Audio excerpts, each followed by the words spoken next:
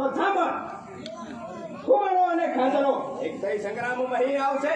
કુમારો અને ખાચરો એક થઈ સંગ્રામમાં હી આવશે. સુરજા ધરાજા કાઢ્યો આક્રમણમાં મચાવશે. તારાથી લેવાય એટલું સૈન્ય સાથે લાવજે. તારાથી લેવાય એટલું સૈન્ય સાથે લાવજે. પાછો સીધા તો નહીં કુંભર થઈને આવજે. જો એમ જ ઈચ્છા રાખતા હોય તો એનો જવાબ આપવા મારી સરવાર છે. ક્ષમા કરો મહારાજ. જયારે આપ હથિયાર ઉપાડશો ત્યારે અમારે હથિયાર છોડી દેવા પડશે.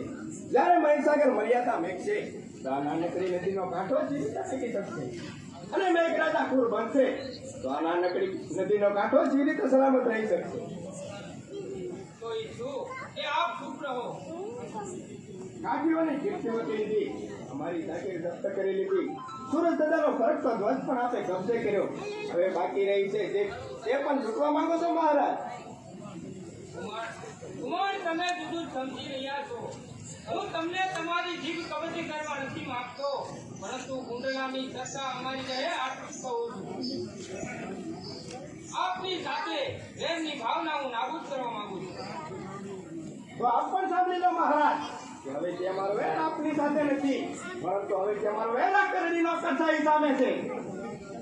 યાદ રાખજો કુમાર, એ જ નોકરશાહી એક દિવસના સમયે તમને રાણાવન રખડતી કરી મૂકશે. કેમ છે તો તમારા ત્યાં તમારા ત્યાં સબો જોગીદાર ધ્યાન ખાઓ. તો મહારાજને ખાના